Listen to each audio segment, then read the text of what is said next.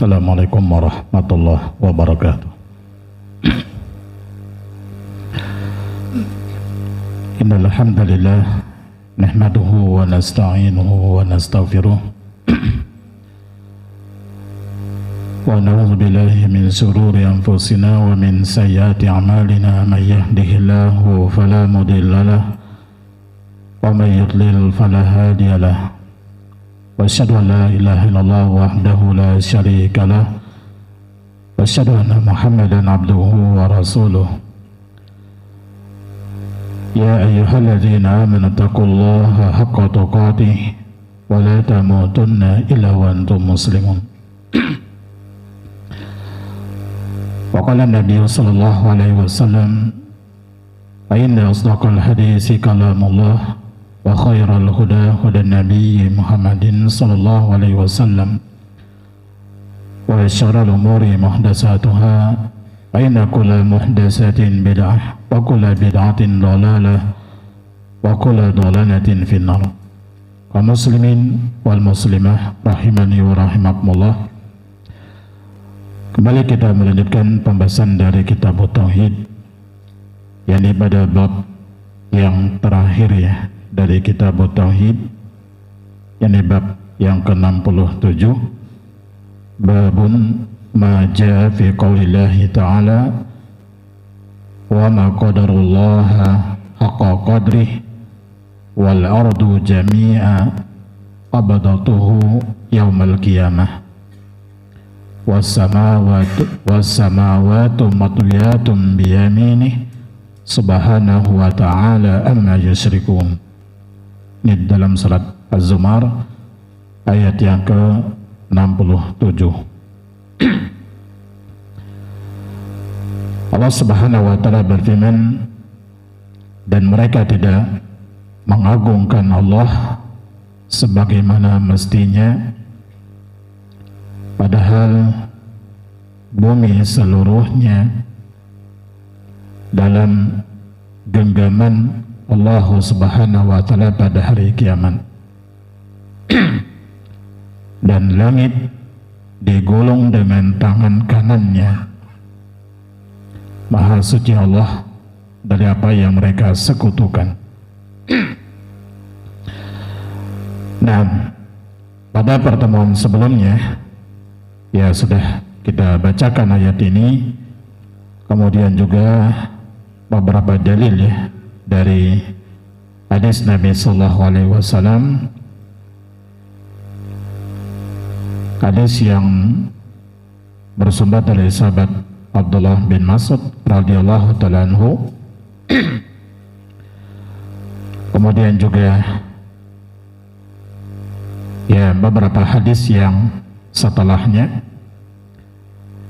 yakni kita sampai kepada dalil yang keenam ya, yang dibawakan oleh al-mu'allif pada bab yang ke-67 ini, yang menjelaskan tentang keagungan Allah Subhanahu wa ta'ala. Qala al-mu'allif rahimahullahu ta'ala wa ruwiya an ibn Abbasin radhiyallahu ta'ala anhuma qala mas-samawatu sab'u wal arduna sab'u fi kaffi rahmani illa ka khardalatin fi yadi ahadikum. Diriwayatkan dari Abdullah bin Abbas radhiyallahu ta'ala anhuma, beliau mengatakan, idalah langit yang 7 lapis ya, dan juga bumi yang 7 lapis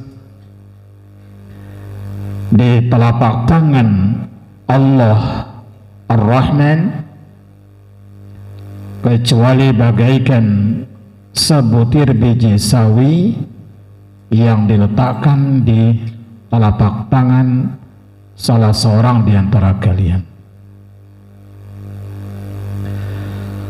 Dan hadis ini menunjukkan bagaimana keagungan Allah Subhanahu wa ta'ala, bahwasanya Allah Subhanahu wa ta'ala la yuhitu bihi syai'un, tidak ada suatu pun yang meliputi Allah Subhanahu wa ta'ala. Bagaimana langit yang kita lihat yang besar ya, ini baru langit dunia. Ini langit yang 7 lapis, kemudian bumi yang 7 lapis. Di telapak tangan Allah Ar-Rahman bagaikan hanya sebutir biji sawi yang diletakkan di telapak tangan salah seorang di antara kalian. Ini riwayat yang disandarkan kepada Abdullah bin Abbas radhiyallahu taala anhuma. Sekali lagi, hadis ini menunjukkan bagaimana kebesaran dan keagungan Allah Subhanahu wa ta'ala, dan sungguh sangat kecil makhluk ini kalau dibandingkan dengan Al-Khaliq Allah Subhanahu wa ta'ala. Dan ini hanya sekedar apa? Permisalan untuk sifatnya takribi ya, pendekatan. Dan Allah Subhanahu wa ta'ala maha besar ya, dari sekedar ini hanya sekali lagi sekedar permisalan ya, untuk memudahkan pemahaman, untuk pendekatan ya. Namun Allah Subhanahu wa ta'ala sebagaimana yang tadi kita jelaskan ya, tidak ada suatu makhluk pun yang meliputi Allah Subhanahu wa ta'ala. Pemahaman kita tidak akan bisa meliputi Allah Subhanahu wa ta'ala. Allah Subhanahu wa ta'ala maha besar. Kemudian dari hadis ini juga menetapkan adanya al-kaf lillahi ta'ala, menetapkan adanya telapak tangan bagi Allah Subhanahu wa ta'ala. Kalau seandainya redaksi ini adalah sahih, nah, kalau seandainya tidak, ini penetapan ya tangan bagi Allah Subhanahu wa ta'ala sebagaimana yang disebutkan dalam hadis-hadis yang sebelumnya kemarin. Adapun penetapan telapak tangan bagi Allah, maka ini juga ada di dalam hadis-hadis yang lain ya, yang sahih dari Nabi kita sallallahu alaihi wasallam, sesuai dengan kebesaran dan keagungan Allah Subhanahu wa ta'ala yang laisa kamitslihi syai'un, yang tidak ada sesuatu pun yang serupa dengan Allah Subhanahu wa ta'ala. Kemudian dalil yang berikutnya yang dibawakan oleh mu'allif pada bab ini, wa qala Ibnu Jarir, beliau menukilkan perkataan Al-Imam Ibnu Jarir,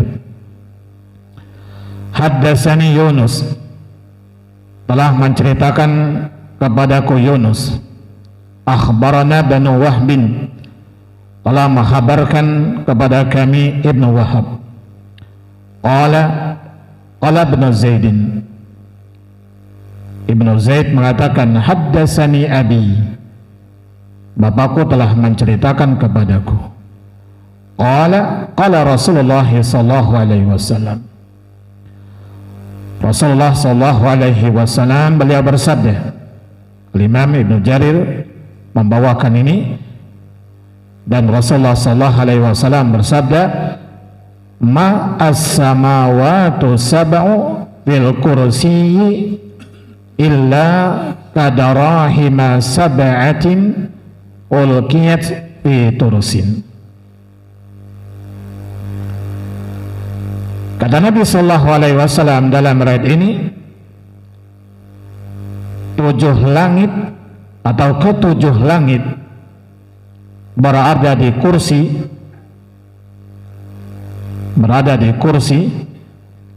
Ma'ruf, kursi adalah tempat qadamayillah ta'ala, ya, tempat kakinya Allah Subhanahu wa ta'ala. Ke-7 langit yang besar kalau dibandingkan dengan kursi tidak lain hanyalah bagaikan 7 keping dirham yang diletakkan di atas perisai. 7 keping uang dirham, uang recehan, itu uang logam, itu diletakkan di atas sebuah perisai.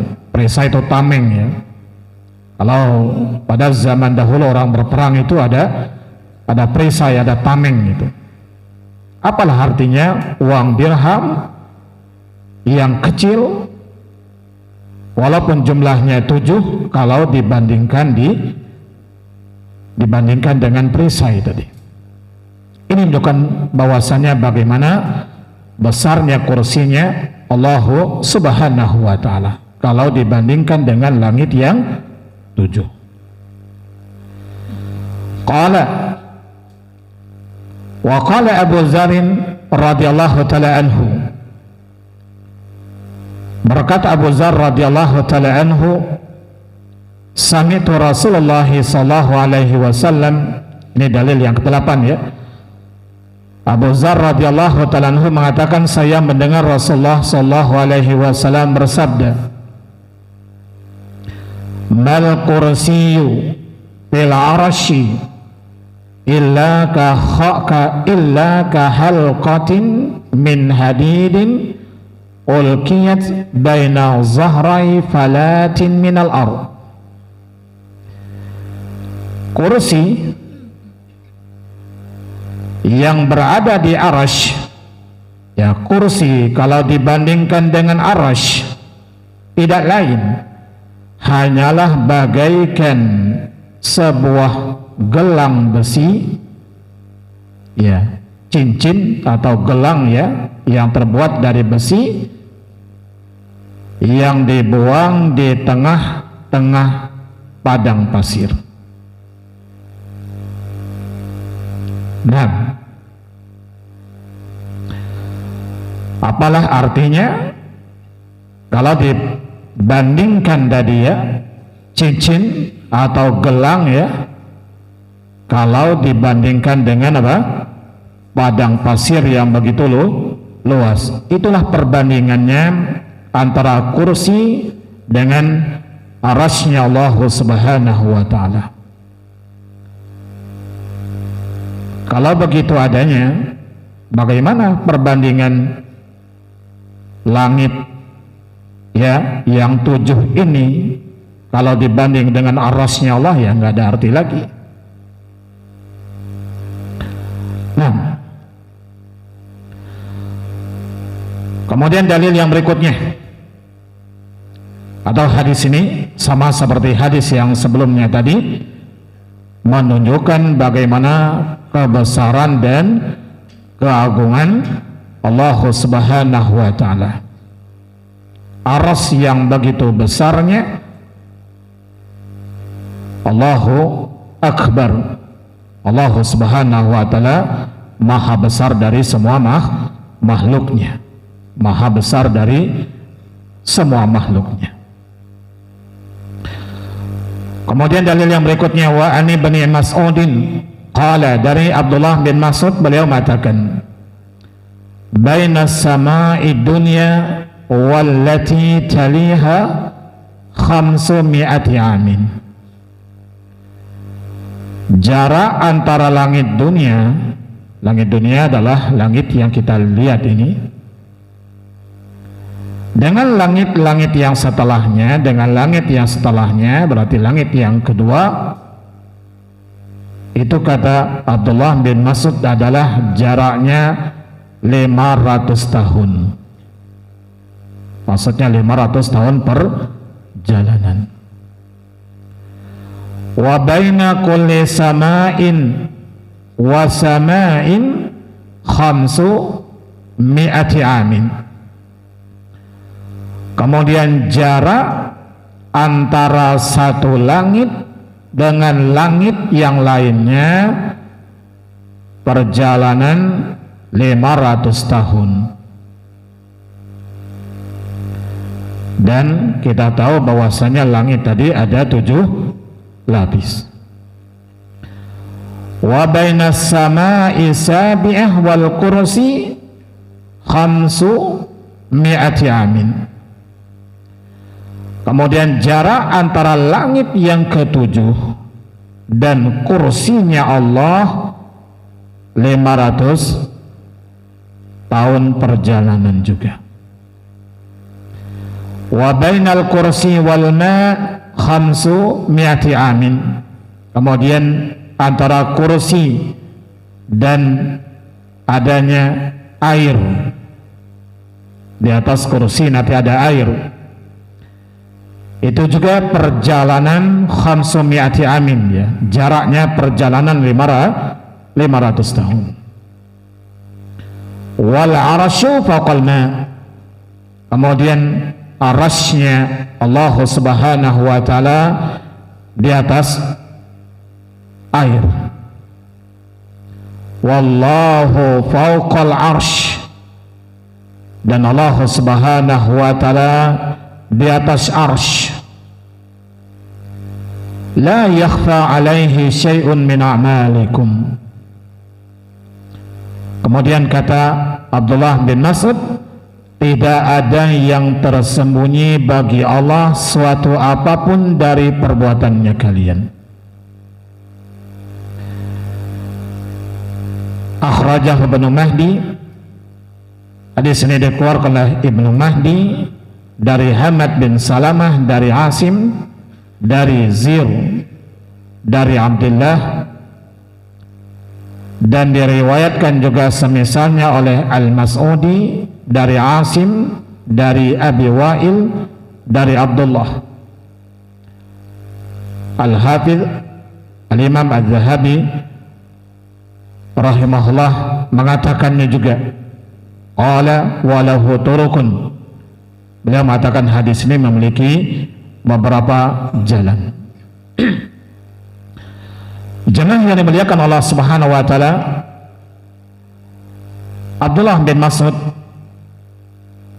menjelaskan ini bagaimana tentang ya jarak antara satu langit dengan langit yang lain, kemudian jarak langit dengan kursi, jarak kursi dengan air. Dan wallahu a'lam, Syekh Muhammad bin Shalih Al-Utsaimin rahimahullah mengatakan bahwa apa yang disampaikan oleh Abdullah bin Mas'ud ini adalah perkara-perkara yang la majala li ra'yi fiha, ya. Tidak ada ruang akal dalam masalah ini. Maka di sini berarti hukumnya termasuk hukum yang marfu, ya, sampai kepada Nabi sallallahu alaihi wasallam. Apalagi Abdullah bin Mas'ud radhiyallahu ta'ala anhu tidak dikenal, ya, mengambil dari kisah-kisah Israiliyat. Apa maksudnya di sini? Walaupun riwayat ini dari Abdullah bin Mas'ud, namun beliau menceritakan masalah-masalah yang seperti ini yang tidak ada ruang, ya, akal dalam masalah ini, maka berarti ini bersumber dari Nabi sallallahu alaihi wasallam. Nah, wallahu alam. Dan hadis ini, ya, menjelaskan, ya, bagaimana tentang jarak, ya, antara langit dengan langit tadi. Dan langit ini ada 7 lapis. Berarti di sini disebutkan oleh Syekh Muhammad bin Shalih Al-Utsaimin rahimahullah, jarak antara langit dunia, ya, dengan air itu perjalanan 4.000 tahun. perjalanan 4.000 tahun. Kemudian nanti disebutkan juga dalam riwayat yang berikut nanti, cuma para ulama mendhaifkan ya, bahwasanya ketebalan masing-masing langit itu 500 tahun perjalanan juga. Jadi jarak antara satu langit dengan langit yang lain 500 tahun perjalanan. Kemudian ketebalan langit itu, langit yang pertama ketebalannya, langit yang kedua ketebalannya, itu pun ya sama 500 tahun perjalanan ya. Wallahu a'lam. Sehingga kata beliau, kalau memang hadisnya tadi sahih, maka jarak antara langit dunia sampai air itu adalah 7.500 tahun perjalanan. Maknanya di sini bahwasanya ketinggiannya Allah Subhanahu wa taala ya ba'idun jiddan. Ya Allah Subhanahu wa taala maha tinggi. Ya, kalau melihat dari riwayat ini ya jauh.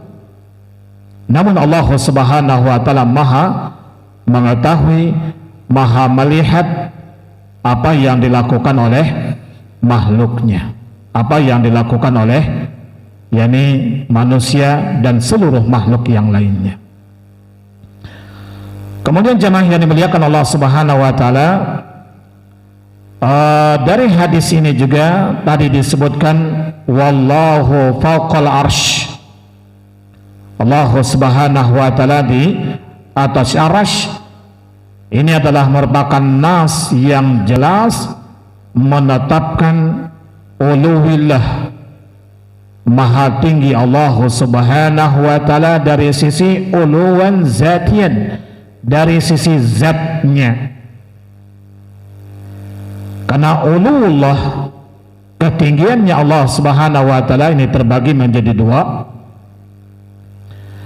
Yang pertama uluwus sifat. Allah Subhanahu wa taala maha tinggi ya dari sisi sifatnya. Allah Subhanahu wa taala maha tinggi dari sisi sifatnya, ini tidak diingkari seorang pun yang menisbahkan dirinya kepada Islam. Ya, maksud dengan maha tinggi dari sisi sifat, kamalu sifatillah ya, sempurnanya, maha sempurnanya sifat-sifat Allah Subhanahu wa taala, dan ini tidak diingkari sekali lagi seorang pun dari orang-orang yang menisbahkan dirinya kepada Islam. Adapun ulu zat, Allah Subhanahu wa taala maha tinggi dari sisi zatnya, inilah yang sebahagian orang-orang yang menisbahkan dirinya kepada Islam ya mereka mengingkarinya. Mereka mengatakan bahwasanya setiap al-ulu, Allah maha tinggi, maka yang dimaksud adalah tinggi dari sisi sifat. Maksudnya sifat-sifat Allah maha sempurna. Sehingga di sini mereka mengatakan ya, dalam riwayat-riwayat yang ada, wallahu fawqal arsy, sebagaimana yang dikatakan oleh Abdullah bin Mas'ud tadi, Allah Subhanahu wa taala di atas arasnya. Yang dimaksud di sini adalah al-quwwah wa saytarah wa sultan. Allah Subhanahu wa taala menguasainya, ya menguasai arasnya, bukan Allah Subhanahu wa taala berada di atas aras dengan zatnya. Wallahu alam, ini tidak diragukan lagi. Ini termasuk apa? Tahrif, memalingkan ya nas-nas yang sahih kepada makna-makna yang lain, ya memalingkan makna yang sudah jelas kepada makna-makna yang lain yang tidak didukung oleh dalil-dalil yang sahih. Wallahu a'lam. Dan orang-orang yang mengingkari ketinggian Allah Subhanahu wa taala dengan zatnya, ini kata Syekh terbagi menjadi dua golongan. Golongan yang pertama, ada yang mengatakan innallaha bizatihi fi kulli makan. Allah Subhanahu wa taala dengan zatnya fi kulli makan, berada di mana-mana. Ini tidak diragukan lagi sebuah penyimpangan. Bahkan penyimpangan ini bisa menghantarkan kepada kekufuran. Apalagi kalau mereka menolak ayat-ayat dan hadis-hadis yang sangat sharih, yang sangat jelas mengatakan Allah Subhanahu wa taala di atas arsy. Kalau sampai mendustakan dalil, ini perlu diperhatikan kalau mereka sampai mendustakan dalilnya, menolak dalilnya, ini sudah kufur, dan kufurnya bisa mengeluarkan dari Islam. Tapi kalau mereka menolak karena takwil, karena ada syubhat, maka ini wallahu alam belum sampai kepada kekufuran. Tapi ini sangat dikhawatirkan, dan kita katakan sebuah penyimpangan. Wallahu alam. Kemudian ada lagi kelompok yang lain yang mengatakan bahwasanya Allah Subhanahu wa taala la fawqa wa la tahta wa la yamin wa la shimal wa la muttasilun bil khalqi wa la munfasilun anil khalqi. Bahwasanya Allah Subhanahu wa taala tidak di atas, Allah tidak di bawah, tidak di kanan, tidak di kiri, tidak tidak muttasilun bil khalqi, tidak menyatu dengan makhluknya, dan juga tidak berpisah dengan makhluknya. Bahkan ada di antaranya mengatakan Allah tidak boleh kita mengatakan di dalam alam atau di luar alam. Bahkan ada yang mengatakan tidak boleh mengatakan Allah itu ada atau tidak ada gitu. Nah ini parah kalau ini. Nah ini di antara pemahaman orang-orang Jahmiyah Nah kalau sampai seperti itu keadaannya, ini mengingkari keberadaannya Allah Subhanahu wa taala. Makanya orang-orang Jahmiyah yang menolak sifat-sifat Allah Subhanahu wa taala, itu sebenarnya mereka menyembah Tuhan yang tidak ada. Kenapa jemaah? Karena sesuatu yang ada zat pasti dia memiliki sifat. Cari sesuatu yang ada zatnya, pasti ada sifat, ada bentuknya, ada sifatnya kan. Apa? Benda yang kita sebut misalnya HP misalnya, pasti ada sifatnya, ada bentuknya Mikrofon misalnya, pasti ada sifatnya. Nah kalau mereka menolak sifat-sifat Allah nggak punya sifat. Apa sebabnya mereka menolak? Kalau kita menetapkan Allah Subhanahu wa taala punya sifat, berarti sama dengan makhluk. Berarti mereka menyembah Tuhan yang tidak ada. Sama di sini tadi, kalau mereka sampai mengatakan Allah tidak di atas, tidak di bawah, tidak di kanan, tidak di kiri, tidak dalam alam, tidak di luar alam. Seolah-olah ini berarti tidak ada.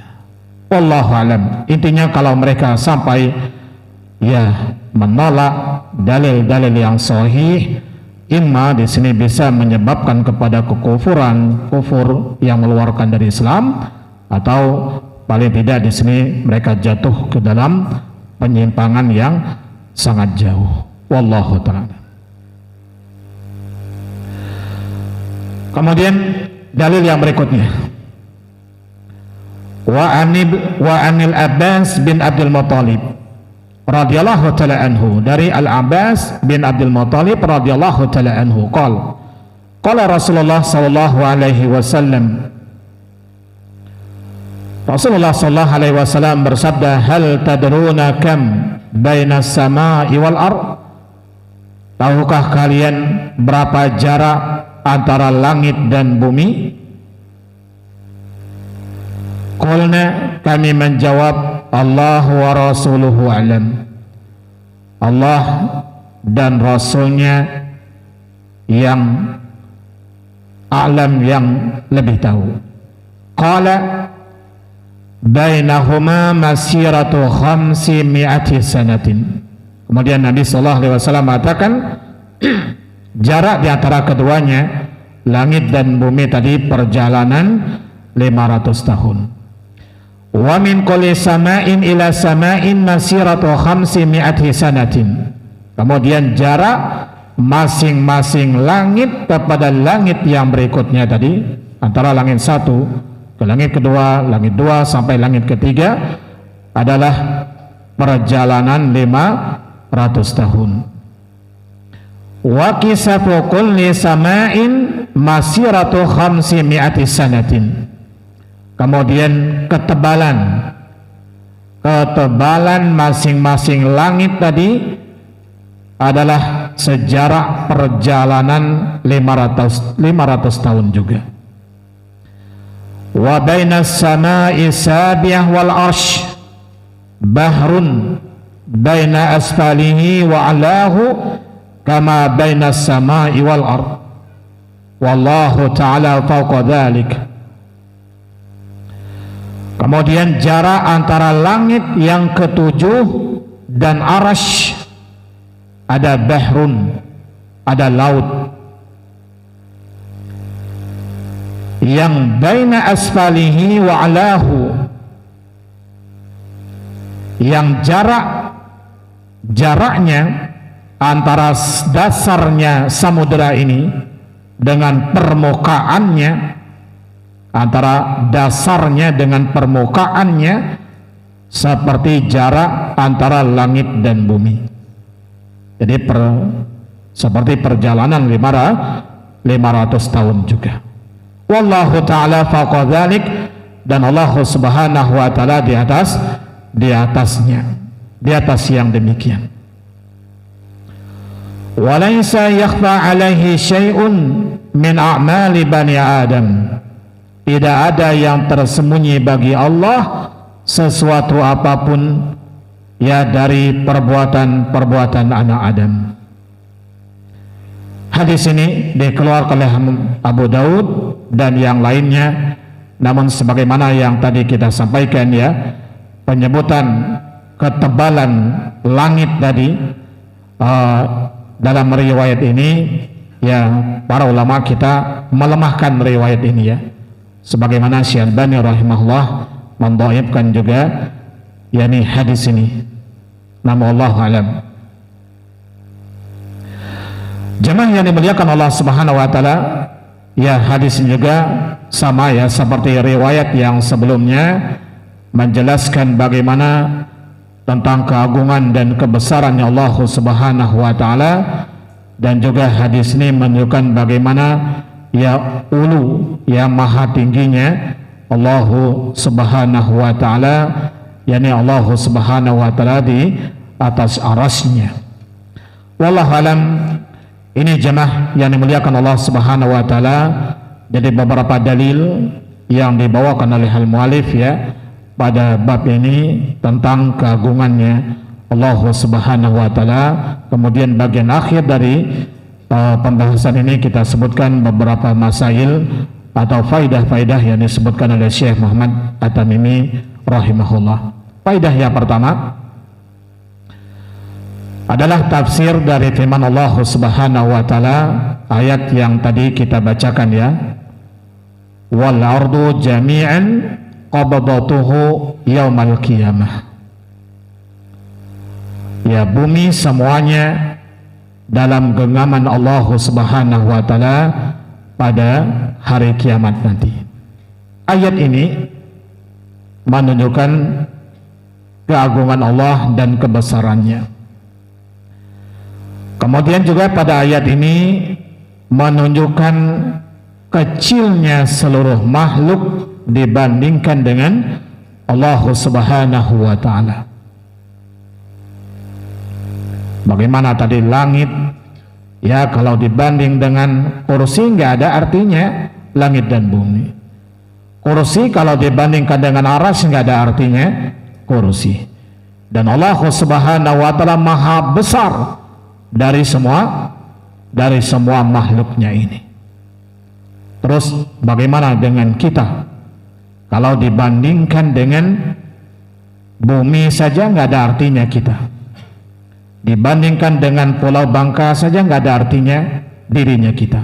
Apalagi kalau dibandingkan dengan ya benua yang ada di dunia ini. Ini baru ya bumi yang lapisan yang pertama. Bagaimana dengan bumi yang lapisan kedua?